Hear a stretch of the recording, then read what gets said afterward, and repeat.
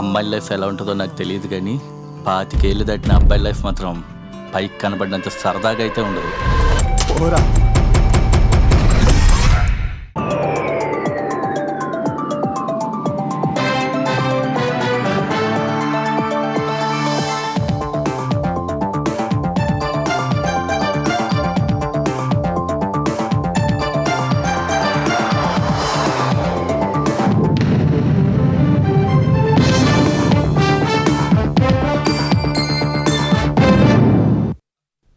నమస్కారం. ఈటీవీ న్యూస్కు స్వాగతం. ముఖ్యాంశాలు. తెలుగుదేశం ముఖ్య నేతలతో చంద్రబాబు టెలికాన్ఫరెన్స్. వైసీపీ నేతలతో వేదికలు పంచుకోవద్దని సూచన. గొడ్డలి పార్టీ ట్రాప్లో పడొద్దని హితవు.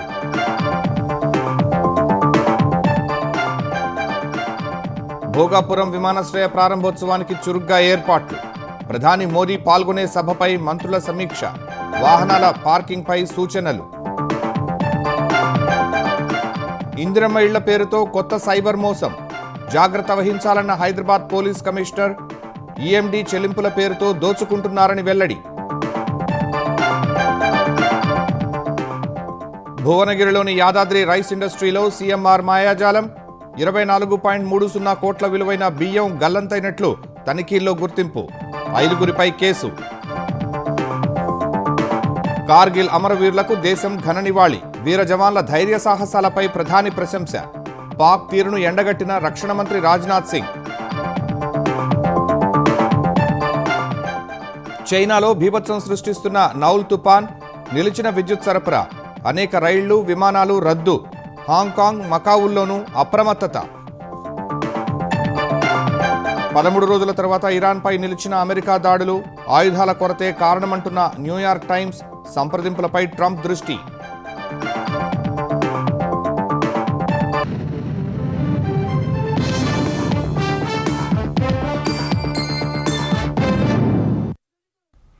గొడ్డలి పార్టీ నేతలతో వేదికలు పంచుకోవద్దని తెలుగుదేశం నేతలకు అధినేత చంద్రబాబు హెచ్చరికలు జారీ చేశారు. గత ప్రభుత్వ విధ్వంసకర విధానాలను ప్రజల్లో ఎండగట్టడమే లక్ష్యంగా రేపటి నుంచి 45 రోజులు ఇంటింటికి తెలుగుదేశం కార్యక్రమానికి శ్రీకారం చుట్టినట్లు తెలిపారు. స్థానిక సంస్థల ఎన్నికల్లోనూ క్లీన్ స్వీప్ లక్ష్యంగా పనిచేయాలని సీఎం పిలుపునిచ్చారు. ఆంధ్రప్రదేశ్లో కూటమి ప్రభుత్వ 2 ఏళ్ల పాలన విజయాలను ప్రజల్లోకి తీసుకువెళ్లటమే లక్ష్యంగా రేపటి నుంచి చేపడుతున్న ఇంటింటికి తెలుగుదేశం కార్యక్రమంపై పార్టీ అధినేత చంద్రబాబు శ్రేణులకు దిశానిర్దేశం చేశారు. వైసీపీని గొడ్డలి పార్టీగా అభివర్ణించిన చంద్రబాబు ఆ పార్టీ నేతల ట్రాప్లో ఎవరూ పడొద్దన్నారు. వారితో ఎట్టి పరిస్థితుల్లోనూ వేదికలను పంచుకోవద్దని నేతలకు హితవు పలికారు. కుల సంఘాల సమావేశాలు, సంతాప సభల పేరిట జరిగే కార్యక్రమాల్లో ఇటీవల కొందరు నేతలు వైసీపీ నాయకులతో కలిసి వేదిక పంచుకోవడంపై చంద్రబాబు అసంతృప్తి వ్యక్తం చేశారు. గొడ్డలి పార్టీ ఒక విష వృక్షమని, నిత్యం కులాలు మతాల అడ్డం పెట్టుకుని సమాజంలో విద్వేషాలు రగిలించడమే ఆ పార్టీ నైజమని మండిపడ్డారు. ఘోర ఓటమి చవిచూసినా ఆ పార్టీ విధానాల్లో మార్పు రాలేదన్నారు. ఇప్పటికీ సమాజంలో చిచ్చు పెట్టేందుకే ప్రయత్నిస్తోందని చంద్రబాబు ధ్వజమెత్తారు.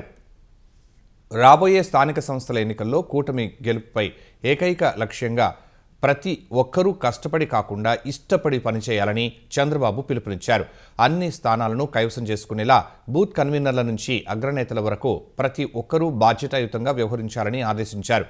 తనకు కేవలం తన వెనుక నడిచే అనుచరులు అవసరం లేదని, సమస్యలకు పరిష్కారం చూపగలిగే సమర్థవంతమైన నాయకులు పార్టీకి కావాలని చంద్రబాబు స్పష్టం చేశారు. నేతల్లో లీడర్షిప్ క్వాలిటీస్ పెరగాలని సూచించారు. కేవలం డబ్బులు ఉన్నాయనే ధీమాతో ప్రజాభిమానం పొందలేమనే నిజాన్ని గ్రహించి ప్రజలకు నిరంతరం అందుబాటులో ఉండాలని హితవు పలికారు. కూటమి ప్రభుత్వం మళ్లీ అధికారంలోకి రావడం ఖాయమని ధీమా వ్యక్తం చేశారు. అయితే ఎక్కడా ఏమరుపాటు పనికిరాదని, ప్రజలకు నచ్చని పనులను అస్సలు చేయవద్దని హెచ్చరించారు. ఆంధ్రప్రదేశ్ సమగ్ర అభివృద్ధి కోసం కూటమి ప్రభుత్వం ఖచ్చితంగా కొనసాగాల్సిన అవసరం ఎంతైనా ఉందనే విషయాన్ని ప్రతి ఓటరుకు అర్థమయ్యేలా వివరించాలని హితబోధ చేశారు. కూటమి ప్రభుత్వం 2 ఏళ్ల పాలనను విజయవంతంగా పూర్తి చేసుకుంటున్న సందర్భంగా ఇంటింటికి తెలుగుదేశం కార్యాచరణను చంద్రబాబు ప్రకటించారు. రేపటి నుంచి 45 రోజుల పాటు ప్రతి ఇంటికి వెళ్లేలా కార్యక్రమాన్ని చేపట్టాలని పార్టీ యంత్రాంగానికి దిశానిర్దేశం చేశారు. ఎన్నికల సమయంలో ఓట్లు అడగడానికి ఏ విధంగా ప్రతి ఇంటికి వెళ్లామో ఇప్పుడు కూడా అదే ఉత్సాహంతో వెళ్లి హామీలను ఎలా అమలు చేస్తున్నామో ప్రజలకు వివరించాలని స్పష్టం చేశారు. క్షేత్రస్థాయిలో ప్రజలకు ప్రభుత్వంపై ఏవైనా అనుమానాలు ఉంటే ఓపికగా వాటిని నివృత్తి చేయాలన్నారు. గొడ్డలి పార్టీ యువత భవితను ఏ విధంగా నిర్వీర్యం చేసిందో వివరించాలన్నారు. ప్రస్తుత కూటమి ప్రభుత్వం యువత సంక్షేమానికి వారి ఆలోచనలకు ఇస్తున్న ప్రాధాన్యతను విస్తృతంగా ప్రచారం చేయాలన్నారు. నిరంతరం ప్రజల్లో ఉంటూ వారితో కనెక్ట్ కావడం ద్వారా మాత్రమే విపక్షాల కుట్రలను, తప్పుడు ప్రచారాలను సమర్థవంతంగా తిప్పికొట్టగలమని చంద్రబాబు స్పష్టం చేశారు. ఇటీవల సినిమా షూటింగ్లో గాయపడిన సినీ నటుడు, హిందూపురం శాసనసభ్యులు నందమూరి బాలకృష్ణను ముఖ్యమంత్రి చంద్రబాబు పరామర్శించారు. ప్రస్తుతం హైదరాబాద్లోని ఏఐజీ ఆసుపత్రిలో చికిత్స పొందుతున్న బాలకృష్ణ వద్దకు వెళ్లిన సీఎం ఆయన ఆరోగ్య పరిస్థితిని అడిగి తెలుసుకున్నారు. చిత్రీకరణ సమయంలో నందమూరి బాలకృష్ణ గాయపడ్డారు. ఏఐజీ వైద్యుల నిపుణుల బృందం ఆయనకు శస్త్రచికిత్స నిర్వహించింది. సర్జరీ విజయవంతంగా పూర్తయిందని, బాలకృష్ణ స్థిరంగా కోలుకుంటున్నారని చంద్రబాబుకు ఏఐజీ వైద్యులు వివరించారు.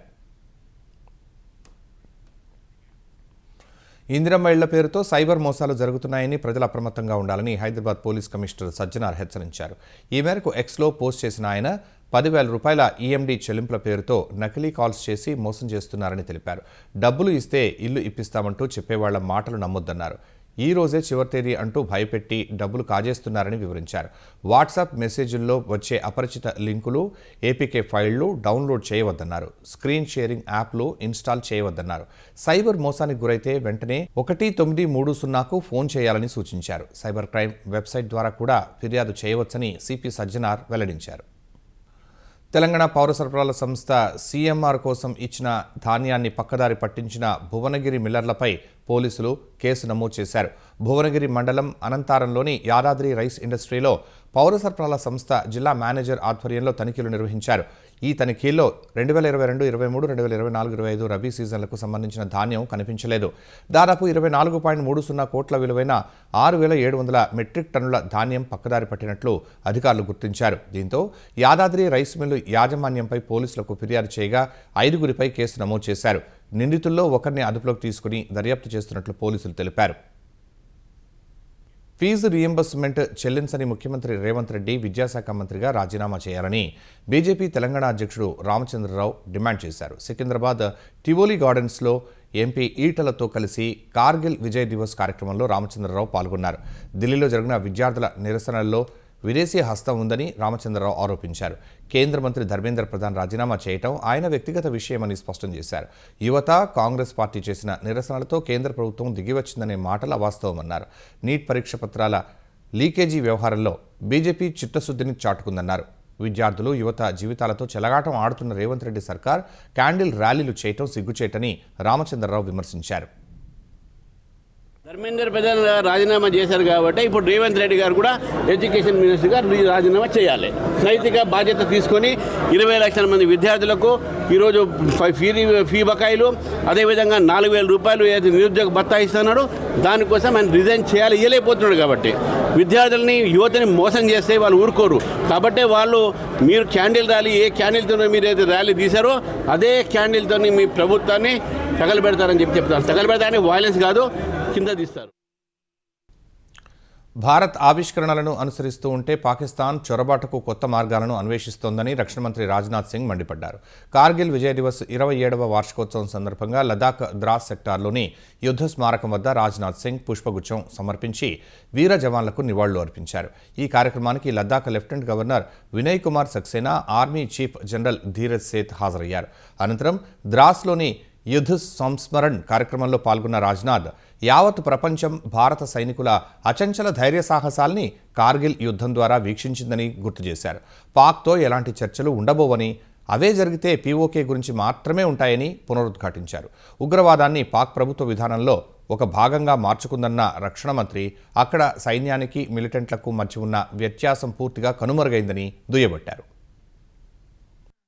भारत से भी कंडक्टर्स बना रहा है तो पाकिस्तान सुसाइड बॉम्बर्स तैयार कर रहा है। भारत स्पेस मिशंस के लिए जाना जा रहा है तो पाकिस्तान प्रॉक्सी मिशंस चला रहा है। भारत अंतरिक्ष में सैटेलाइट्स भेज रहा है तो पाकिस्तान आज भी आतंकवादियों को सीमाओं के पार भेजने में लगा हुआ है। भारत डाटा सेंटर्स बना रहा है तो पाकिस्तान रेडिकल सेंटर्स बना रहा है। यानी हमारे रास्ते अलग अलग हैं।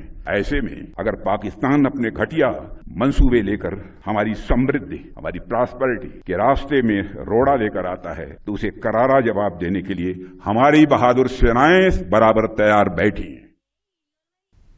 భారత రక్షణ పరికరాలు సాంకేతికతపై ప్రపంచానికి విశ్వాసం పెరుగుతోందని ప్రధాని నరేంద్ర మోదీ తెలిపారు. మన్ కీ బాత్ 136వ ఎపిసోడ్లో ప్రసంగించిన ప్రధాని విజయ్ దివస్ 27వ వార్షికోత్సవం సందర్భంగా కార్గిల్ అమరులకు నివాళులు అర్పించారు. జీవితంలో మర్చిపోలేని తేదీల్లో జూలై 26 ఒకటని, అది మన సైనికుల అసాధారణ ధైర్య సాహసాలను గుర్తు చేస్తుందన్నారు. దేశంలో క్యాచ్ ది రైన్ ప్రచారం ఊపందుకుందన్న మోదీ వర్షం నీటి సేకరణ, భూగర్భ జలాల పునరుజ్జీవంపై దృష్టి పెట్టాలని ప్రజలకు పిలుపునిచ్చారు. విక్రమ్-1 ప్రయోగం ప్రతి పౌరుణ్ణి గర్వంతో నింపిందన్నారు. ఇటీవల ఒలింపియాడ్లలో భారతీయులు అద్భుత ప్రతిభ కనబర్చారన్నారు. ప్లాస్టిక్ పర్యావరణానికి సవాలుగా మారిందని, సింగిల్ యూజ్ ప్లాస్టిక్ను పునర్వినియోగించాలని కోరారు. రక్షణ ఉత్పత్తులు, ఎగుమతుల్లో భారత్ నిరంతరం కొత్త శిఖరాలను తాకుతోందన్న మోదీ బ్రహ్మోస్ క్షిపణుల కోసం ఇండోనేషియా ఒప్పందం చేసుకుందని గుర్తు చేశారు. कुछ दिन पहले भारतीय नौसेना में आईएनएस महेंद्रगिरी शामिल किया गया। यह आधुनिक जंगी जहाज भारत में ही डिजाइन किया गया है, भारत में ही बना है। इसमें 75% से अधिक स्वदेशी सामग्री का उपयोग हुआ है। यह आत्मनिर्भर भारत की बढ़ती शक्ति का प्रतीक है। इसी महीने डीआरडीओ ने Pinaka long range guided rocket का भी सफल परीक्षण किया। इस सफलता के पीछे हमारे वैज्ञानिकों और इंजीनियरों का सामूहिक परिश्रम है। 2-3 दिन पूर्व ही डीआरडीओ ने कुशा मिसाइल का भी सफल परीक्षण किया। आज रक्षा उत्पादन हो, रक्षा निर्यात हो या मित्र देशों के साथ राजनीतिक सहयोग, भारत लगातार नई ऊंचाइयों की ओर बढ़ रहा है। మన్ కీ బాత్లో మాట్లాడిన ప్రధాని మోదీ తెలుగు అమ్మాయి స్టార్ షట్లర్ పివి సింధుపై ప్రశంసలు కురిపించారు. జపాన్ టైటిల్ గెలుచుకుని చరిత్ర సృష్టించిన సింధును చూసి దేశం గర్వపడుతుందని కొనియాడారు. దేశ యువత క్రీడారంగంలో అనేక అద్భుతమైన విజయాలను సాధిస్తుందని మోదీ చెప్పారు. साथियों, हमारे युवाओं ने हाल के दिनों में स्पोर्ट्स में कई शानदार उपलब्धियां हासिल की हैं। पीवी सिंधु बैडमिंटन में जापान ओपन का खिताब जीतने वाली पहली भारतीय बन गई हैं। उनकी इस उपलब्धि पर पूरे देश को गर्व है। भारतीय महिला क्रिकेट टीम ने भी लंदन में लॉर्ड्स स्टेडियम में अपना पहला टेस्ट मैच जीता है। यह एक ऐतिहासिक जीत है। अब हमारी नारी शक्ति ने यहाँ देश का नाम रोशन किया है। కేంద్ర విద్యాశాఖ మంత్రిగా ప్రహ్లాద్ జోషి బాధ్యతలు చేపట్టారు. ధర్మేంద్ర ప్రధాన్ రాజీనామా చేయడంతో ఆయన స్థానంలో ప్రహ్లాద్ జోషిని విద్యాశాఖ మంత్రిగా కేంద్రం నియమించింది. ప్రస్తుతం కేంద్ర వినియోగదారుల వ్యవహారాల శాఖ మంత్రిగా ఉన్న జోషి విద్యాశాఖ మంత్రిగా అదనపు బాధ్యతలు చేపట్టారు. దేశవ్యాప్తంగా సంచలనం సృష్టించిన నీట్ పేపర్ లీక్ వ్యవహారంలో కేంద్ర విద్యాశాఖ మంత్రి పదవికి ధర్మేంద్ర ప్రధాన్ రాజీనామా చేయాలని డిమాండ్ చేస్తూ కాక్రోచ్ జనతా పార్టీ ఆధ్వర్యంలో విద్యార్థులు పెద్ద ఎత్తున ఆందోళనలు చేపట్టారు. ఈ నిరసనల నడుమ తన మంత్రి పదవికి ధర్మేంద్ర ప్రధాన్ రాజీనామా చేశారు. అయితే ప్రధాన్ రాజీనామా ఆరంభం మాత్రమే అని కాక్రోచ్ జనతా పార్టీ వ్యవస్థాపకుడు అభిజిత్ దీప్కే తెలిపారు. ఈ మేరకు ఎక్స్లో వీడియో సందేశాన్ని విడుదల చేశారు. తమ ప్రయాణం కొనసాగుతూనే ఉంటుందన్నారు. ఆందోళనలు జరిగిన గత 37 రోజులు తన జీవితంలో అత్యంత కఠిన పరిస్థితులను ఎదుర్కొన్నానని దీప్కే చెప్పారు. ఇప్పుడు ఉదయం నుంచి సాయంత్రం వరకు ఏమవుతుందో అనే టెన్షన్ లేకుండా ఉండగలుగుతున్నానని వివరించారు. ఈ సందర్భంగా జంతర్ మంతర్ వద్ద నిరసనలో పాల్గొన్న ప్రతి ఒక్కరికి దీప్కే కృతజ్ఞతలు తెలిపారు. అదే సమయంలో తమను విమర్శించిన వారికి కూడా దీప్కే ధన్యవాదాలు చెప్పారు. వారి విమర్శలే తమను మరింత మెరుగ్గా పనిచేసేలా చేశాయని పేర్కొన్నారు. నీట్ పేపర్ లీక్ వివాదం వేళ ధర్మేంద్ర ప్రధాన్ రాజీనామా చేయడంలో కీలక పాత్ర పోషించిన కాక్రోచ్ జనతా పార్టీ సీజేపీ సభ్యులు రాజకీయ ప్రవేశంపై ఆసక్తికర వ్యాఖ్యలు చేశారు. రాజకీయాల్లోకి వచ్చే ఉద్దేశం తనకు లేదని సీజేపీ అధికార ప్రతినిధి సౌరవ్ దాస్ తెలిపారు. దేశంలో ఇప్పటికే 800 రాజకీయ పార్టీలు ఉన్నాయన్న సౌరవ్ అవి ఏవీ యువత ఆశయాలను నెరవేర్చలేకపోతున్నాయని అభిప్రాయపడ్డారు. పార్టీని ఏర్పాటు చేయడం కంటే ఉద్యమాన్ని గ్రామ స్థాయికి తీసుకువెళ్లడమే తమ ప్రధాన అజెండా అని స్పష్టం చేశారు. నాయకులు యువత డిమాండ్ల కోసం పనిచేసేలా ఒత్తిడి తెచ్చే బలమైన ప్రజా ఉద్యమంగా దీన్ని మారుస్తామని జాతీయ మీడియాకు ఇచ్చిన ఇంటర్వ్యూలో దాస్ తెలిపారు.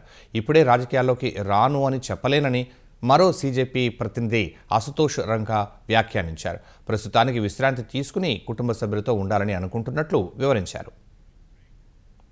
విజయనగరం జిల్లా భోగాపురంలోని అల్లూరి సీతారామరాజు అంతర్జాతీయ విమానాశ్రయం ప్రారంభోత్సవ ఏర్పాట్లపై మంత్రులు సమీక్ష నిర్వహించారు. ఆగస్టు 1న ప్రధాని నరేంద్ర మోదీ చేతుల మీదుగా భోగాపురం విమానాశ్రయం ప్రారంభం కానుంది. ఈ సమీక్షలో మంత్రులు వంగలపూడి అనిత, బీసీ జనార్దన్ రెడ్డి, కొండపల్లి శ్రీనివాస్, గుమ్మడి సంధ్యారాణి, కొందరు ఎమ్మెల్యేలు, ఎమ్మెల్సీలు పాల్గొన్నారు. ప్రధాని పాల్గొనే సభకు ఉత్తరాంధ్ర జిల్లాల నుంచి భారీగా జన సమీకరణ చేయాలని నిర్ణయించారు. పెద్ద సంఖ్యలో వాహనాలు రానున్నందున పార్కింగ్కు ఇబ్బందులు లేకుండా ప్రైవేటు పార్కింగ్ ప్లేస్లు ఎంపిక చేయనున్నట్లు మంత్రులు తెలిపారు.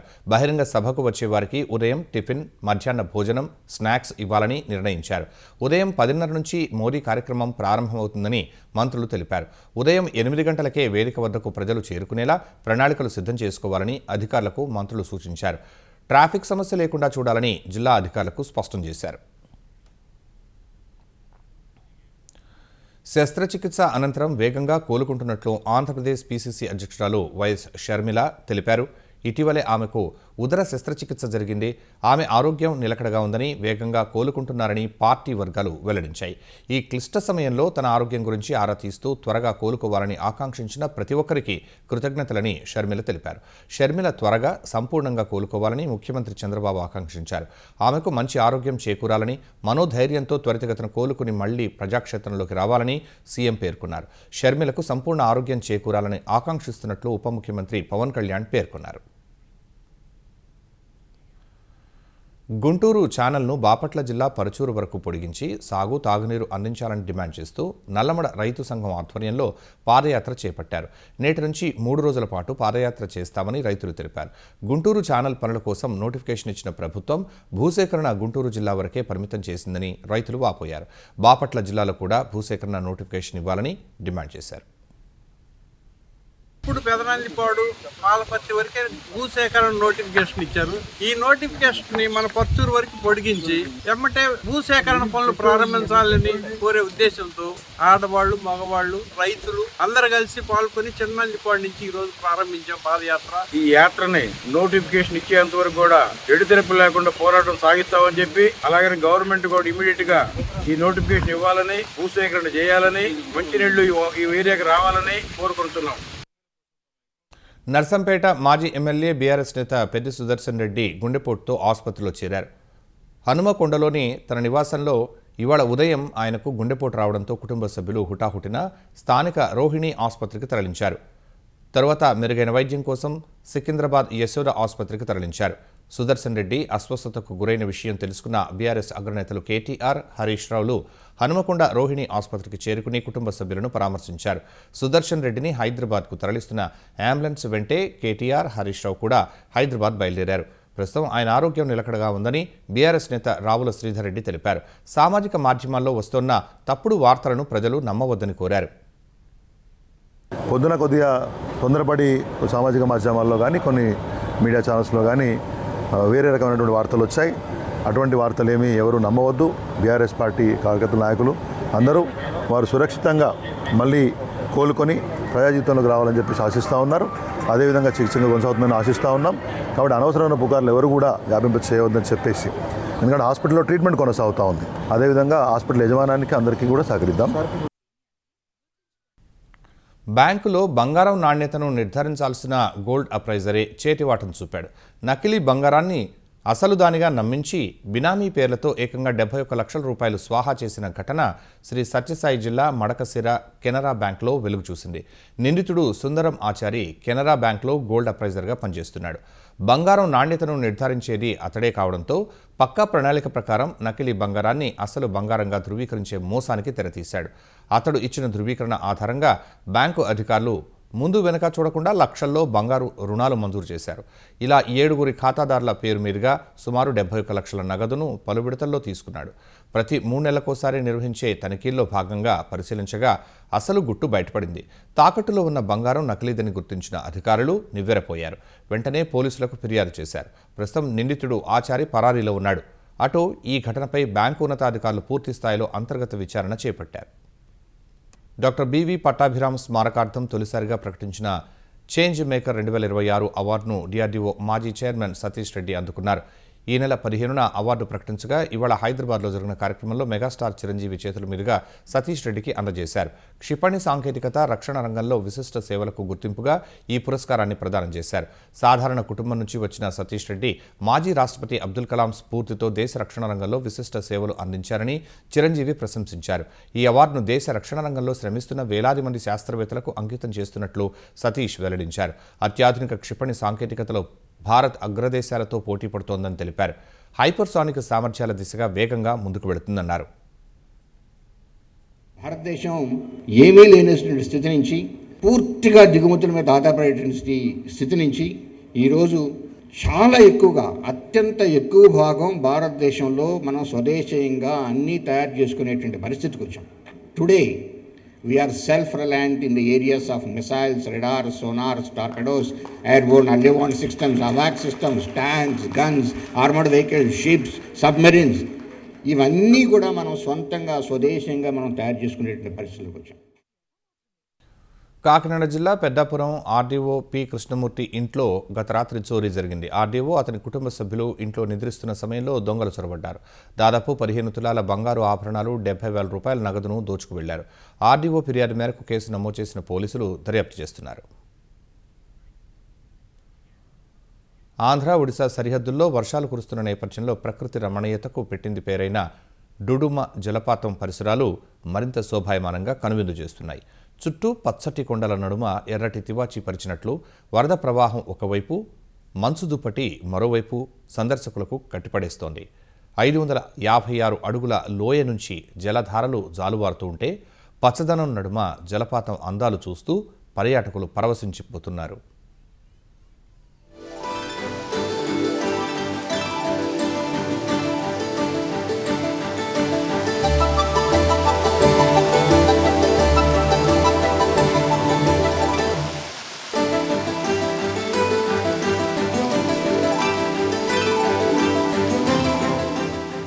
ఇరాన్పై 13 రోజుల నిరంతర దాడుల తర్వాత అమెరికా బలగాలు విరామం తీసుకున్నాయి. ప్రస్తుతానికి ఇరాన్పై దాడులు నిలిచిపోయాయి.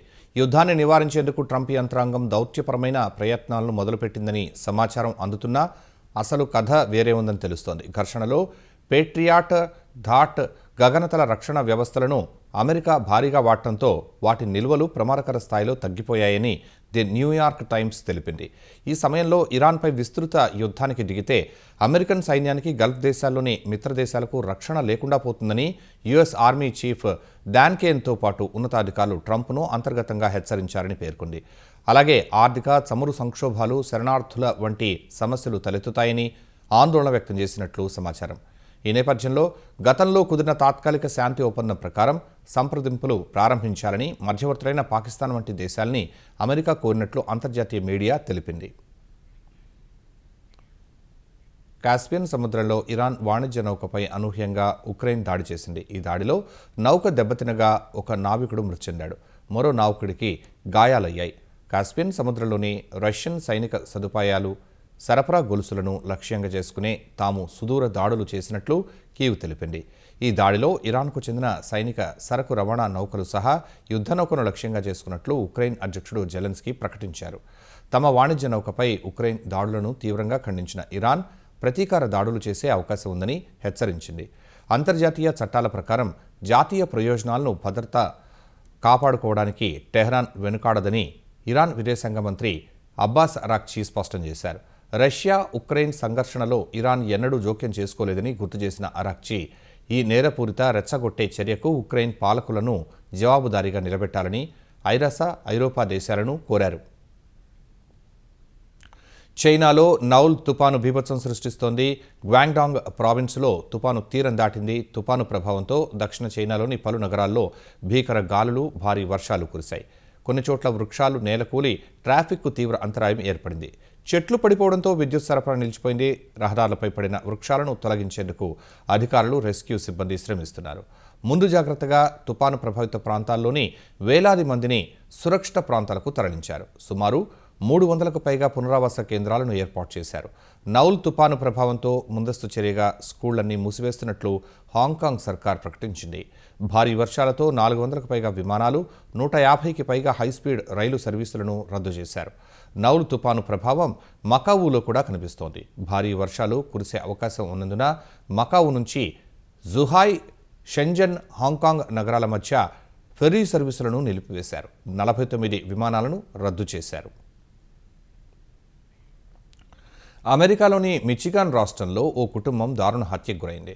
గ్రాండ్ హెవెన్ టౌన్షిప్లోని అగ్ని ప్రమాదం సంభవించిన ఒక ఇంట్లో 8 మంది కుటుంబ సభ్యుల మృతదేహాలు కనిపించాయి. అయితే అందులో పలువురి శరీరాలపై బుల్లెట్ గాయాలు ఉండటంతో వీటిని హత్యలుగా పోలీసులు తేల్చారు. ఈ హత్యల్లో బయటి వ్యక్తుల ప్రమేయం లేదని, కుటుంబంలోని ఒకరు మిగిలిన వారిని హత్య చేసి తర్వాత ఆత్మహత్య చేసుకున్నారని అనుమానిస్తున్నారు. మృతుల్లో 5 నుంచి 16 ఏళ్లలోపు పిల్లలు 6గురితో పాటు భార్యాభర్తలు ఉన్నారు. అనుమానాస్పద మరణాల కింద కేసు నమోదు చేసిన పోలీసులు దర్యాప్తు చేపట్టారు. పోస్ట్మార్టం నివేదిక వచ్చిన తర్వాత మరిన్ని వివరాలు తెలిసే అవకాశం ఉందని తెలిపారు. ఉత్తరప్రదేశ్ గ్రేటర్ నోయిడాలో మున్సిపల్ అధికారుల నిర్లక్ష్యానికి 6 ఏళ్ల పసి ప్రాణం బలైంది. రహదారి పక్కన బోరింగ్ పనుల కోసం తవ్విన గుంతలో పడి అవ్యాన్ సూర్య అనే బాలుడు ప్రాణాలు కోల్పోయాడు. వర్షం కురవడంతో ఆ గుంతలో 15 అడుగుల మేర నీరు చేరింది. అక్కడకు వెళ్లకుండా గ్రేటర్ నోయిడా అథారిటీ సిబ్బంది కనీసం బారికేడ్లు, హెచ్చరిక బోర్డును ఏర్పాటు చేయలేదు. ఈ క్రమంలో ఇతర పిల్లలతో కలిసి ఆడుకుంటున్న అవ్యాన్ ఆ గుంతలో పడ్డాడు. స్థానికులు తక్షణమే స్పందించి బాలుని నీటి నుంచి బయటకు తీసి ఆసుపత్రికి తరలించినా ఫలితం లేకుండా పోయింది. జనవరిలోనే ఒక కారు అదే గుంతలో పడి సాఫ్ట్వేర్ ఇంజనీర్ మృతి చెందాడు. అయినప్పటికీ ప్రమాద నివారణ చర్యలు తీసుకోవడంలో యంత్రాంగం విఫలమైందంటూ స్థానికులు ఆగ్రహం వ్యక్తం చేస్తున్నారు.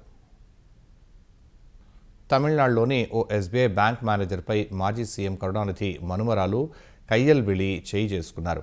ఇందుకు సంబంధించిన దృశ్యాలు అడయార్లోని ఎస్బీఐ ఎన్ఆర్ఐ బ్యాంక్ సీసీటీవీలో నిక్షిప్తమయ్యాయి. కేంద్ర మాజీ మంత్రి ఎంకే అలగిరి కుమార్తె అయిన కయ్యల్విళికి అడయార్లో వాణిజ్య భవన సముదాయం ఉంది. అందులో ఎస్బీఐ ఎన్ఆర్ఐ బ్యాంకును నిర్వహిస్తోంది. భవనంలోని లిఫ్ట్ పనిచేయకపోవడంపై బ్యాంక్ మేనేజర్ ఇటీవల భవన యజమానికి ఫిర్యాదు చేశారు.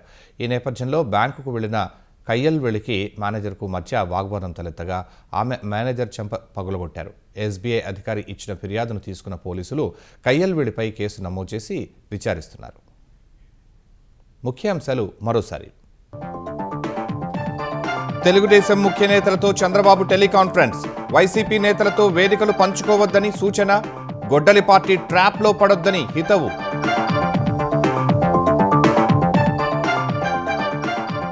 భోగాపురం విమానాశ్రయ ప్రారంభోత్సవానికి చురుగ్గా ఏర్పాట్లు. ప్రధాని మోదీ పాల్గొనే సభపై మంత్రుల సమీక్ష. వాహనాల పార్కింగ్పై సూచనలు. ఇందిరమ్మ ఇళ్ల పేరుతో కొత్త సైబర్ మోసం. జాగ్రత్త వహించాలన్న హైదరాబాద్ పోలీస్ కమిషనర్. ఈఎండీ చెల్లింపుల పేరుతో దోచుకుంటున్నారని వెల్లడి. భువనగిరిలోని యాదాద్రి రైస్ ఇండస్ట్రీలో సీఎంఆర్ మాయాజాలం. 24.30 కోట్ల విలువైన బియ్యం గల్లంతైనట్లు తనిఖీల్లో గుర్తింపు. 5గురిపై కేసు. కార్గిల్ అమరవీరులకు దేశం ఘన నివాళి. వీర జవాన్ల ధైర్య సాహసాలపై ప్రధాని ప్రశంస. పాక్ తీరును ఎండగట్టిన రక్షణ మంత్రి రాజ్నాథ్ సింగ్. చైనాలో బీభత్సం సృష్టిస్తున్న నౌల్ తుపాన్. నిలిచిన విద్యుత్ సరఫరా. అనేక రైళ్లు, విమానాలు రద్దు. హాంకాంగ్, మకావుల్లోనూ అప్రమత్తత. 13 రోజుల తర్వాత ఇరాన్పై నిలిచిన అమెరికా దాడులు. ఆయుధాల కొరతే కారణమంటున్న న్యూయార్క్ టైమ్స్. సంప్రదింపులపై ట్రంప్ దృష్టి.